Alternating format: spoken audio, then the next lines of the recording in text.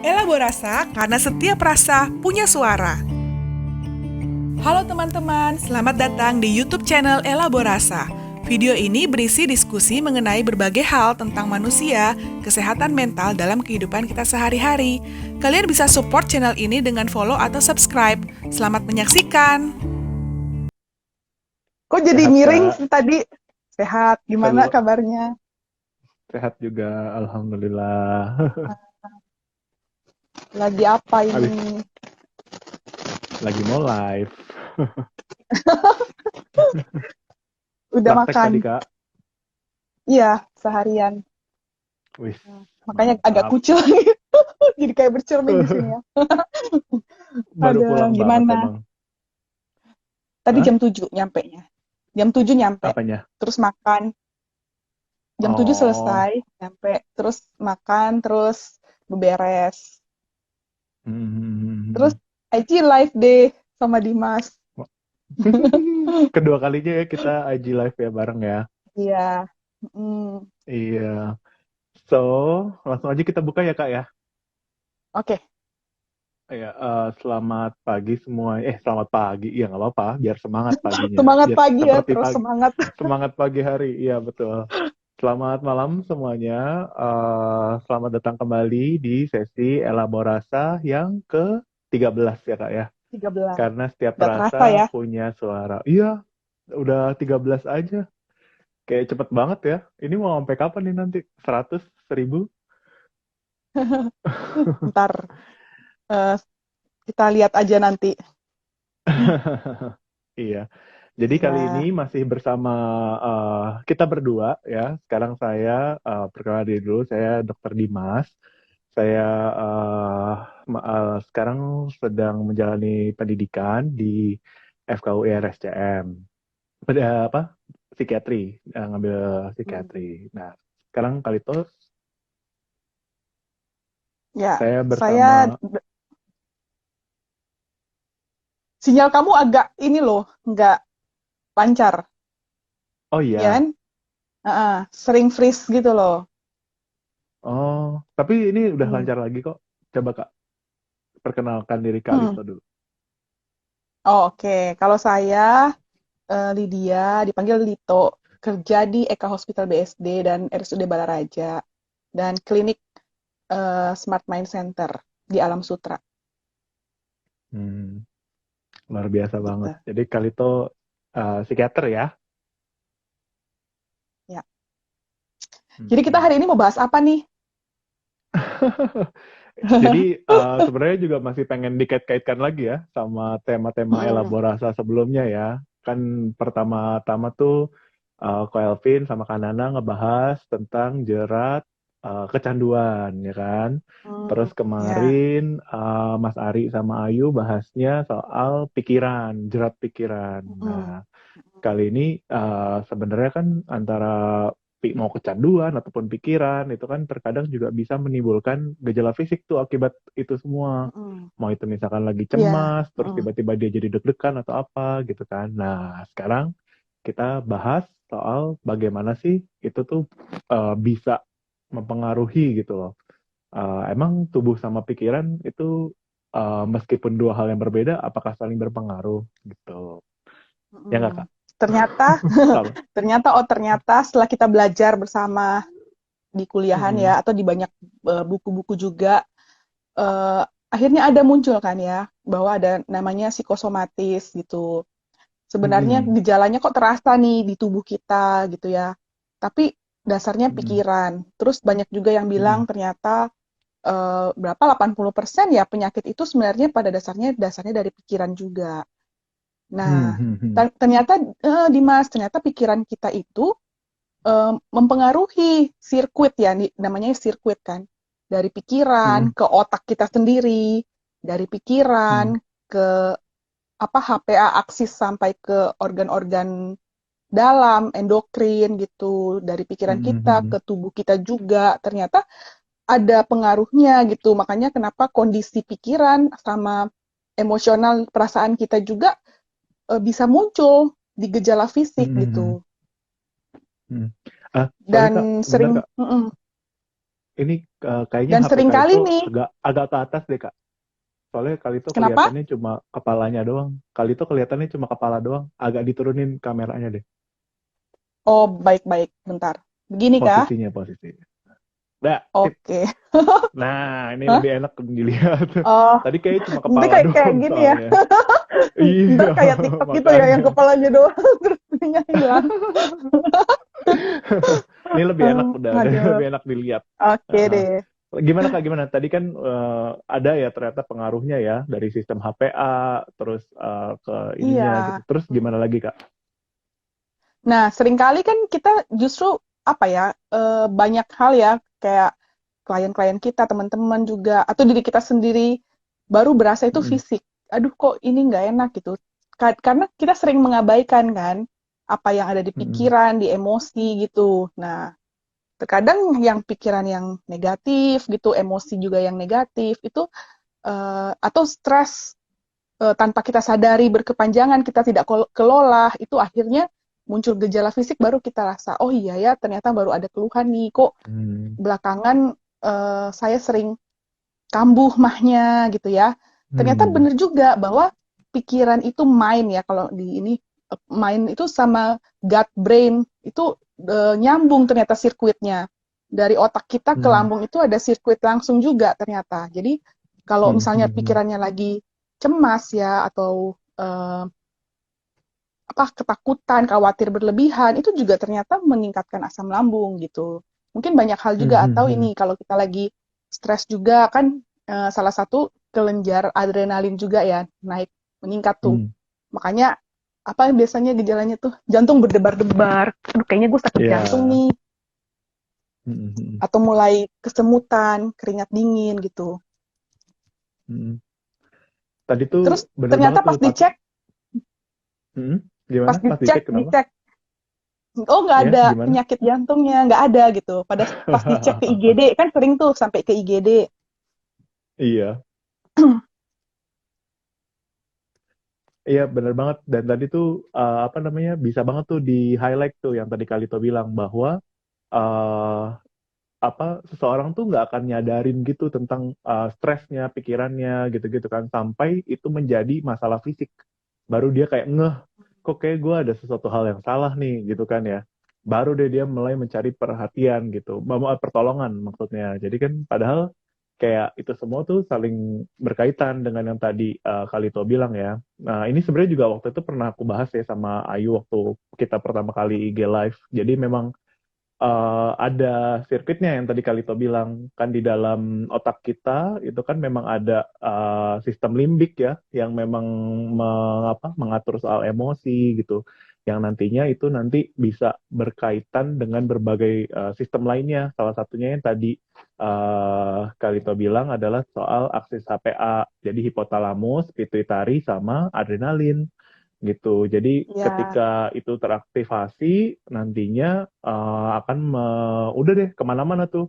Nanti akan mengaktifasi salah satunya sistem saraf simpatis. Nah, ketika sistem saraf simpatis itu teraktivasi, ya udah muncullah yang tadi salah satunya jantung jadi deg-degan, kerasanya ya kan, nafas jadi kayak terengah-engah, sesek gitu kan.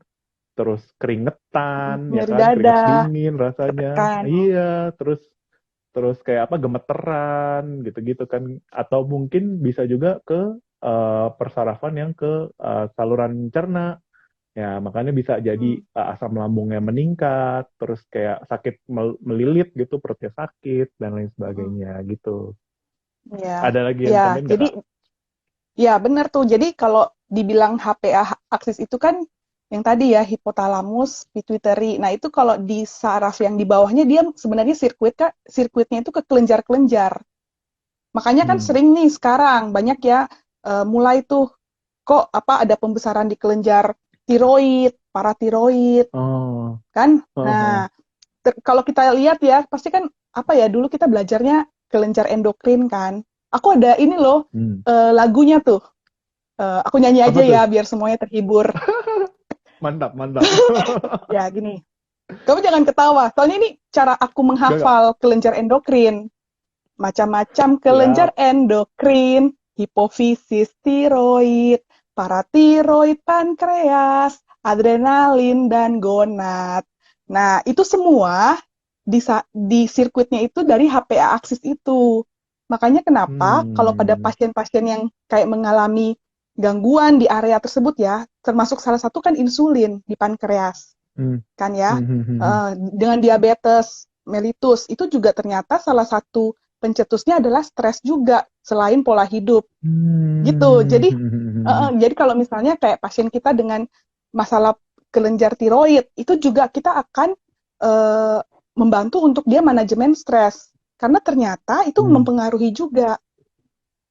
Hmm. Hmm. Ada Hmm. yang depresi, ya kan ya. Kalau misalnya dia Hmm. Hmm. hipotiroid, dia dikaitkan dengan depresi.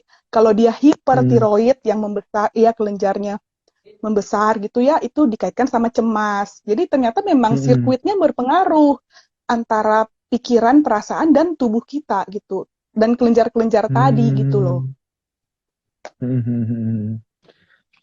Dan itu juga makanya yang menyebabkan itu ya, berbagai macam penyakit tadi ya, kali itu ya. Bahkan Iya, kayak dari pikiran aja tuh udah nggak cuma sekedar jantung deg-degan atau sesak aja, bahkan tadi bisa ke arah diabetes, ya kan, karena mempengaruhi si pankreas. Bisa darah tinggi juga, ya kan ya Kak. Maksudnya kan iya gara-gara benar. pengaktifan saraf simpatis tadi, menyebabkan tensinya jadi tinggi, gitu kan. Ya, dan lain sebagainya gitu kan. Kalau misalkan emang kalau di ranah medis sendiri itu tuh apa sih Kak jatuhnya? Kalau di kita sendiri ya, kita bilang itu somatisasi ya, apa?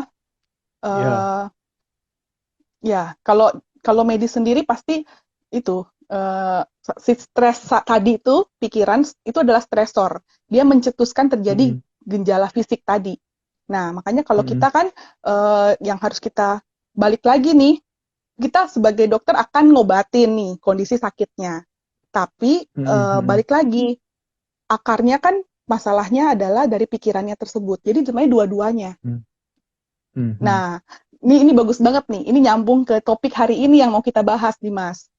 Jadi kan tadi nih Mm-mm. kita ngomong HPA aktif kan, stres. Mm-mm. Nah, yang bikin kita Mm-mm. stres, makanya kortisolnya naik. Tapi ternyata Mm-mm. healing atau proses penyembuhan itu dimulainya dari sirkuit prefrontal cortex, otak yang di bagian depan, Mm-mm.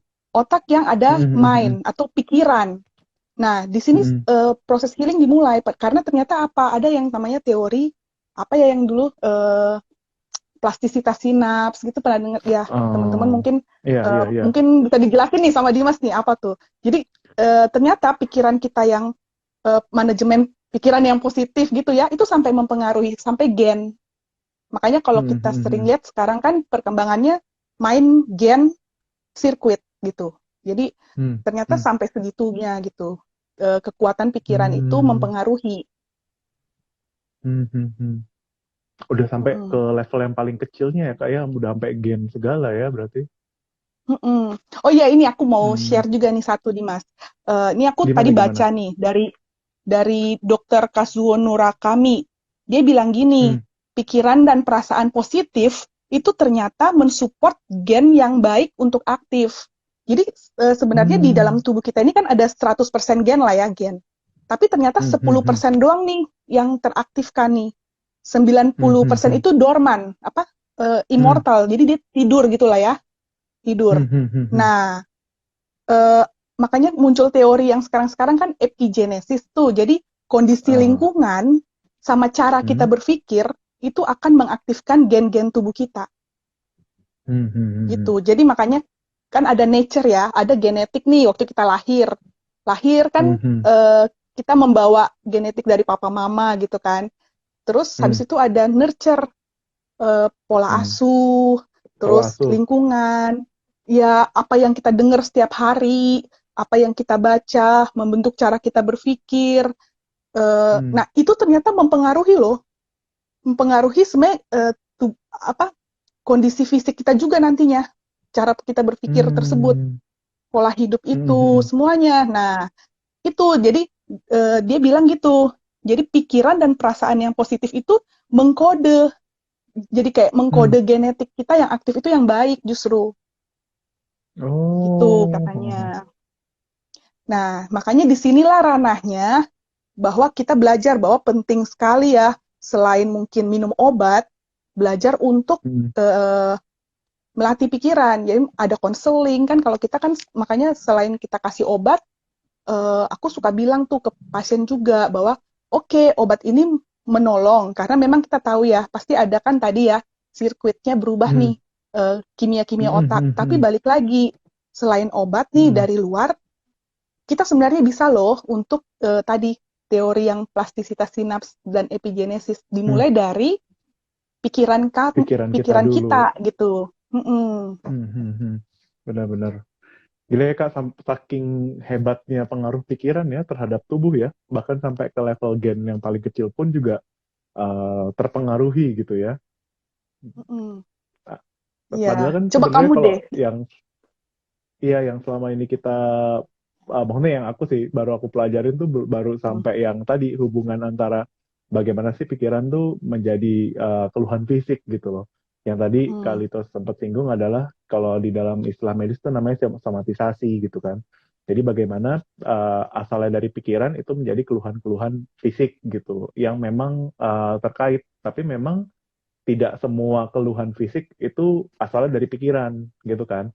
Kayak Mm. misalkan apa ya, ya kayak batuk gitu kan, misalkan ya batuk nggak selamanya tuh dari pikiran gitu. Cuma ada beberapa memang beberapa gejala-gejala yang semuanya tuh dari apa bisa diasalkan dari pikiran. Cuma tetap kita sebagai dokter ataupun tenaga medis itu pasti akan apa menyingkirkan terlebih dahulu ya Kak ya, menyingkirkan Mm. terlebih Benar. dahulu mengenai apa kemungkinan organiknya dulu atau kemungkinan apa keluhan tersebut disebabkan memang benar-benar karena kelainan organ tersebut gitu. Misalkan kalau misalkan Ya, ya. kita tadi misalkan contohnya apa ya? Misalkan kayak mah gitu kan, kayak sakit perut gitu, terus kayak sakit perut terus rasanya kan. Ya kita tetap harus periksa dulu gitu. Jangan sampai ya ini penting juga sih buat teman-teman yang nonton juga gitu. Jangan sampai mentang-mentang kita udah ngomongin nih, saya sama Kalito ngomongin soal oh ya ada beberapa keluhan yang memang dari pikiran, terus apa-apa semua dikaitin sama pikiran. Nggak Iya, juga enggak gitu. juga gitu ya. Heeh. Iya, itu Benar, itu tetap suatu harus cari tahu penyebabnya apa, benar. Mm-mm. benar itu. Nah, Jadi jangan jangan kayak over judgment juga. Jangan kayak oh ini cuma pikiran doang gitu. Atau temennya ngeluhin tuh misalkan, ya gue mual-mual mulu ya. Alah lu pikiran doang lu lagi banyak kerjaan kali atau habis putus cinta gitu. Enggak juga gitu.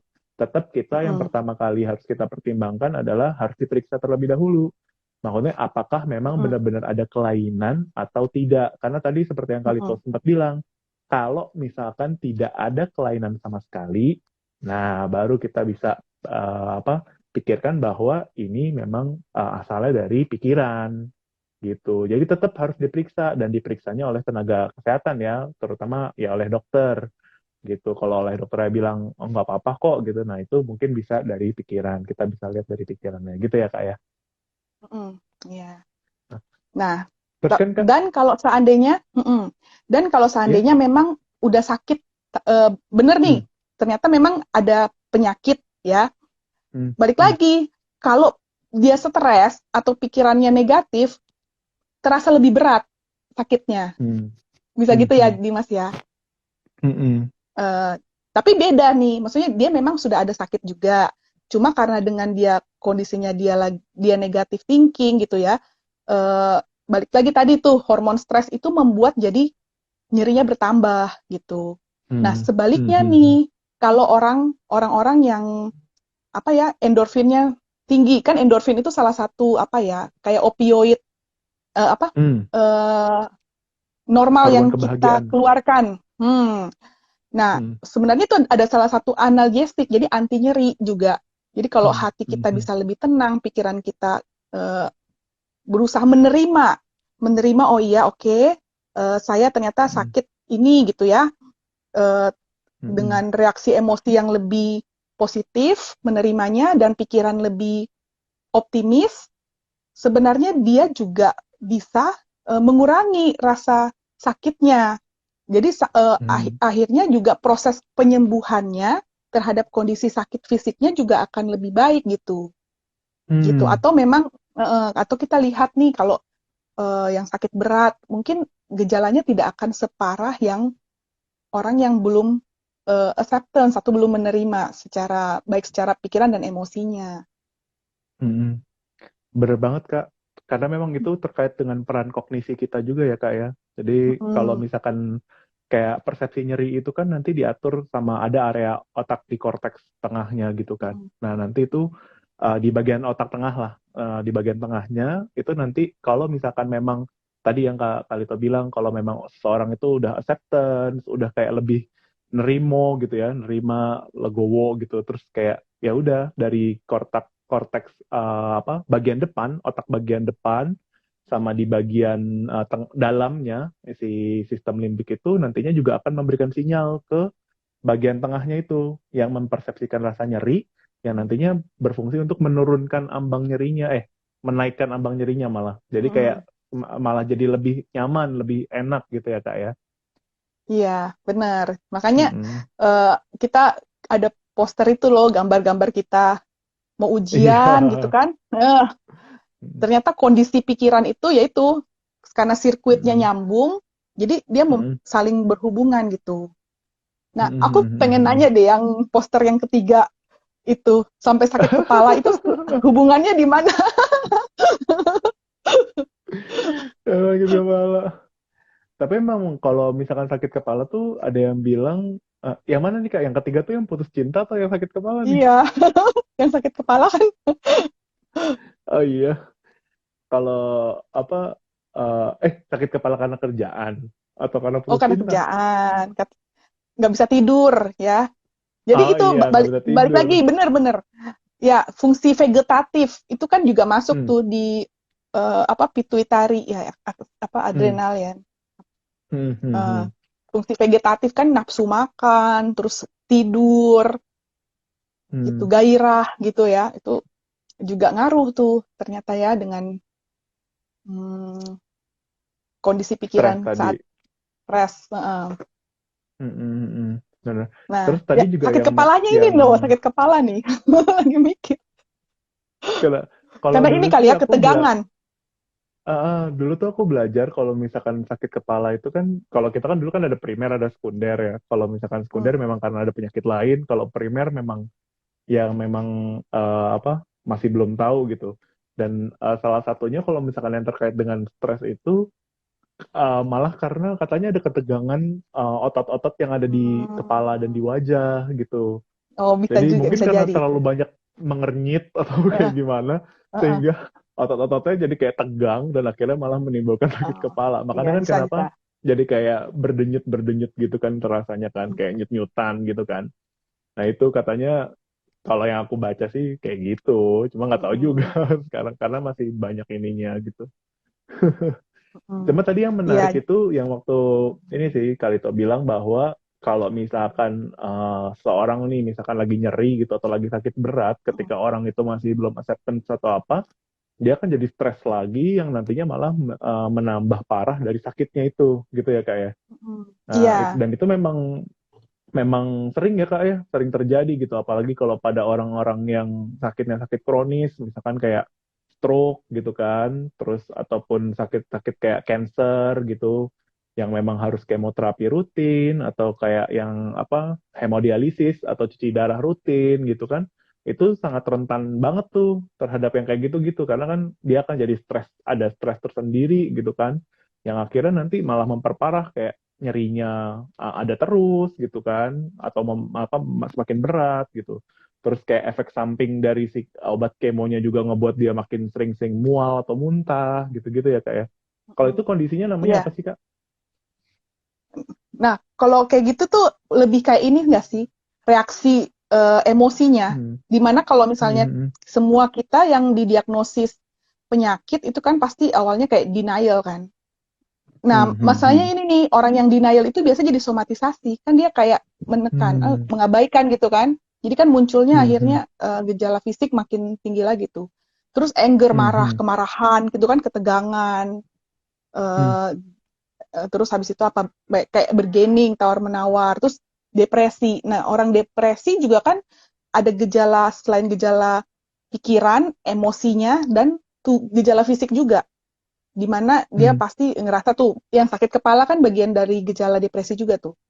Hmm. Lemas, kayak jadi nggak bisa tidur, tidak nafsu makan. Nah, dan daya tahan tubuh turun juga jadinya kan pada saat Ah, ternyata itu juga pikiran yang dalam kondisi stres juga akhirnya mempengaruhi imunitas sampai segitunya gitu. Nah, kondisi betul. ini tuh yang kita perlu pendampingan untuk orang-orang seperti itu. Gimana Hmm. membantu dia untuk sampai ke tahap acceptance tadi dan Hmm. Hmm. sadar Hmm. bahwa oke, ini satu penyakit dan melewati ini ada pendampingan dan saya tidak sendirian dan Hmm. tak jelas tahu kondisinya apa. Jadi sebenarnya apa ya, awareness ya, membangun eh, kesadaran, bangun Hmm. kesadarannya dia.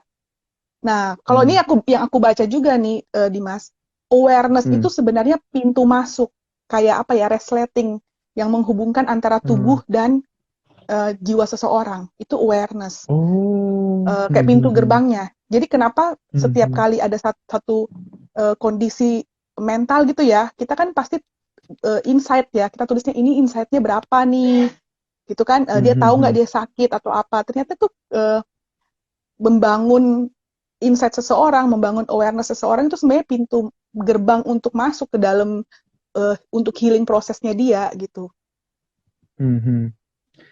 Tapi sepakat banget sih Kak, itu apa ya, apa yang seperti yang udah kita sering-sering bahas ya, maksudnya Mm-mm. eh, orang tuh nggak aware gitu, kadang suka nggak aware. Ya tadi seperti yang di awal juga kita bahas bahwa orang tuh suka nggak aware gitu karena ini semua tuh sebenarnya ada kaitannya juga sama pikiran gitu loh. Karena kebanyakan orang sekarang kan mikirnya fisik, fisik dan fisik gitu ya kan. Kalau fisiknya sehat, dia masih bisa kerja, masih bisa jalan-jalan atau apa gitu. Orang mungkin mikirnya oh ya udah biasa aja gitu. Tapi sampai nanti Mm. fisiknya sakit, baru deh dia cari pertolongan gitu tanpa pikir apa tentang kesehatan mentalnya gitu kan ya. Mm. Tapi ketika tadi aware, oh iya, ini jangan-jangan karena pikiran gue nih gitu atau apa. Nah, itu Mm. memang bisa jadi gerbang untuk healingnya gitu ya Ya, kayak. mm. Apa Mhm. homeostasisnya juga tuh salah satu kan. Mhm. Kenapa orang itu sakit? Mhm. Karena nggak seimbang nih sebenarnya kan. Eh, sudah jaga kesehatan fisik tadi yang seperti Dimas bilang tuh, fisiknya udah dia Mhm. jaga gitu. Ternyata selama ini nggak manajemen untuk pikirannya, nggak gitu. Padahal dua-duanya harus seimbang nih. Em, Mhm. karena ada kontribusinya dua-duanya gitu loh untuk kesehatan kita. Terima kasih buat kamu yang sudah nonton. Kalian bisa kasih like, tulis di kolom komentar jika ada pertanyaan, cerita, atau saran tentang topik yang sudah kita bahas tadi. Atau bisa juga kasih masukan tema apa yang ingin kita diskusikan bersama di tayangan berikutnya. Sampai jumpa di elaborasi selanjutnya.